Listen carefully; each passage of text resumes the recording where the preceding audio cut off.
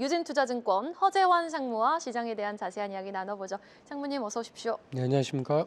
와, 오늘 또 한 번 코스피의 저력을 확인할 수 있었던 하루. 새해 들어서 9거래일 연속 사상 최고치를 경신하고 있는 코스피 지수입니다. 글쎄요. 특히 기관의 매수가 눈에 띄어요. 환율이 급등하니 외국인은 매도를 하고 있는데 기관이 1, 2월 중에 상반기 이익 확정을 위한 강한 매수세가 들어오고 있다라는 일각에서는 평가도 있거든요. 그렇다면 상반기 성장 기대감 주가가 모두 반영을 하면 하반기는 좀 힘든 시점을 보일지도 궁금하고요. 지금 상무님이 보셨을 때 어느 정도 수준까지 올라왔을 때가 조심해야 될 구간이라고 보시는지 궁금합니다. 네. 일단 전체 경제 성장률이나 기업들 이익의 어떤 변화율의 모멘텀 측면에서 봤을 때는 아무래도 이제 상반기가 좀 더 낮고 하반기로 갈수록 좀 힘이 빠지는 게 사실입니다. 왜냐하면 작년 상반기 때를 기억을 해보시면은 작년 상반기 때 성장률도 1분기에 마이너스가 나기도 하고 또 상반기 때 반도체 기업들 이익도 굉장히 좀 안 좋았기 때문에 반대로 올해는 성장률도 작년 대비해서 올해 상반기에 성장률이 굉장히 좀 높게 나올 가능성이 높고 기업들의 이익도 어떻게 보면 변화율적인 측면에서 봤을 때는 굉장히 좀 강할 가능성이 좀 높아서 오히려 상반기에 조금 더 이런 기대감이 빨리 반영이 되고 하반기에는 약간 쉬거나 또는 조금 더 상반기보다는 어려울 장이 될 가능성이 사실은 좀 높아 보이기도 합니다. 그리고 사실 이제 올해 11월에 중간 선거가 있잖아요. 근데 사실 중간 선거가 있는 해에 미국의 주가도 그렇고 글로벌 주식시장이 굉장히 한 방향으로 좋았던 경우가 많지는 않습니다. 아무래도 이제 하원에서 이제 정말 그 상대당이 이제 이길 것이냐 아닐 것이냐 이제 이런 부분이 굉장히 좀 중요해지기 때문에 아마도 이제 하반기에는 조금 힘이 빠질 가능성이 좀 높긴 합니다만은 그래도 오히려 전체적으로 올해가 작년보다는 기업들의 이익이 좋아지는 폭이 굉장히 넓어지기 때문에 만약에 주가가 좀 덜 가더라도 종목별로는 좀 더 확산되는 흐름을 하반기에는 그래도 좀 저희가 기대를 해볼 수 있지 않을까라고 좀 보여져서 굳이 하반기가 너무 나쁘다라고 지금 단정지어서 얘기할 필요는 없지 않을까라고 좀 보여지고요. 그리고 지금 코스피가 4,700이니까 조금만 더 오르면 5,000이라 사실 이제 5,000포인트 돌파 이야기를 안 할 수는 없습니다만은 사실 지금 주가가 올라가는 속도가 지난해 10월이랑 좀 비슷합니다. 지난해 10월에 이제 한 달 동안 코스피가 19.9%, 그러니까 거의 20% 맞아요. 올랐었고, 네. 그 같은 기간 동안에 반도체 업종의 주가가 거의 30% 올랐었거든요. 근데 그 10월 달에 주가가 그렇게 오르고 난 다음에 11월에는 주가가 한 5% 정도 빠졌습니다. 그러니까 아마도 코스피가 지금 지난해 연말 대비해서 한 19%, 20% 올라가게 되면 딱 5천이 나오게 되는데요. 아마 4,900, 4,800 후반대 이렇게 올라가게 되면은 아무래도 좀 5천에 대한 경계감이 나오면서 상승 속도가 조금 더뎌지고 아마도 그래서 한 2월까지는 또 오히려 조금 조정 내지는 쉬는 구간이 좀 불가피하지 않을까라고 좀 보여져서 5,000포인트가 어떤 저희의 어떤 상반기의 상단은 아닙니다만은 이렇게 찍게 되면 아무래도 조금 쉬어갈 가능성에 대해서 저희가 조심은 해야 될 것 같습니다. 네. 지난 10월, 11월을 생각해 보면은 우리가 교훈 삼아서 지금도 단기 조정은 늘 염두에 둬야 되는 구간에 진입한 건 확실하다. 그리고 일단 오늘 같은 장에서도 코스닥 하락 종목 수 900개 넘었으니 어떻게 보면 지수가 좀 쉬어가는 구간이 진입을 했어도 코스닥의 순환 매도 우리 기대해 볼 수 있으니까 한번 지켜보자라는 말로 네네. 해석해 보겠습니다.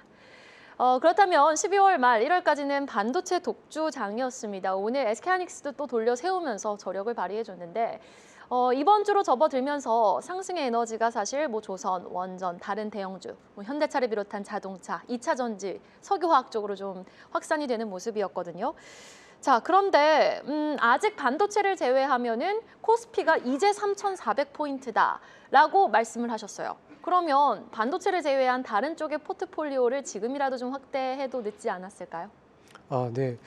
그러니까 어떻게 보면은 저희가 코스피가 거의 이제 5천 가까이 이제 접근을 하고는 있지만 그 삼성전자하고 하이닉스만 빼면은 그렇게 저희의 온도가 그렇게 4천까지는 아니다라고 생각을 해보면 사실은 국내 주식시장이 그렇게 과열된 건 아닌 것 같습니다. 그래서 오히려 삼성전자나 하이닉스가 오히려 쉴 때 좀 순환매라고 하는 로테이션이 좀 빠르게 또 활발하게 진행될 가능성들도 있어 보여서 저는 오히려 뭐 삼성전자 하이닉스를 나쁘게 보는 건 아니지만 뭐 이렇게 너무 한쪽에 좀 편향된 흐름들 그리고 주가가 이제 너무 이쪽에 좀 집중된다라는 것이 부담스러울 때는 오히려 조선이라든지 방산이라든지 이런 산업재를 중심으로 해서 조금 더 확산하는 쪽으로 해서 분산을 하는 투자도 분명히 좀 유리하다라고 좀 판단을 좀 하고 있고요. 외국인들이 의외로 지금 이렇게 환율이 좀 불안하다 보니까 또 삼성전자와 하이닉스를 덜 삽니다. 그러니까 지난달에는 좀 많이 샀는데 이번 달에는 확실히 삼성전자나 하이닉스에 대한 매수 강도가 또 좀 많이 약해지고 오히려 좀 파는 쪽이거든요. 대신에 외국인 투자가들이 올해 1월 들어서 좀 뭘 샀는지를 생각을 해보면은 뭐 한전 같은 것들도 사고요. 그리고 그 상사자본재, 뭐 방위산업, 뭐 이런 쪽들, 조선주 굉장히 좀 많이 샀는데 이런 것들을 보면 확실히 외국인들은 조금 더 저희보다는 이 반도체를 제외한 다른 쪽에 조금 더 관심을 좀 주고 있는 모습이라 저희도 동일하게 뭐 외국인이 늘 정답은 아닙니다만은 분산을 하고 반도체가 아닌 쪽도 조금씩은 더 관심을 가져보는 것도 좀 필요하다 이렇게 말씀드릴 수 있을 것 같습니다. 네, 상대적 저평가가 되어 있다고 생각하시는 자동차, 조선, 유틸리티 쪽 주목해보자. 외국인의 수급이 지금 또 그쪽을 향하고 있으니 한번 지켜보자라고 말씀해 주셨습니다. 자, 말씀해 주셨다시피 올해 중간선거를 앞두고 있잖아요. 트럼프 대통령의 국정 동력에 대해서도 많은 분들이 좀 약화될 거다라는 말씀들 하세요. 그렇다면 그동안 트럼프 대통령의 정책을 거스르는 이 반대쪽에 있는 뭐 2차 전지라든지 친재생 에너지 같은 쪽, 그쪽이 그러면은 이제 하반기 때 다시금 좀 고개를 들 확률은 높은지 그 부분도 좀 궁금합니다. 네.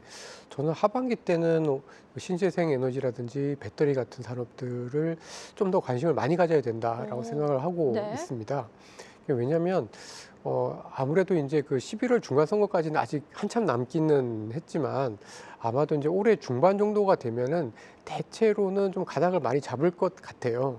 그리고 지금 현재 컨센서스 또는 지지율로만 보면은 트럼프 대통령의 국정 지지율이 그렇게 높지가 않고 많이 지금 떨어져 있기 때문에 아마도 11월이 다가오면 다가올수록 트럼프 수혜주에서 피해주가 오히려 좀 더 부상이 될 가능성이 좀 있지 않나라고 좀 보여집니다.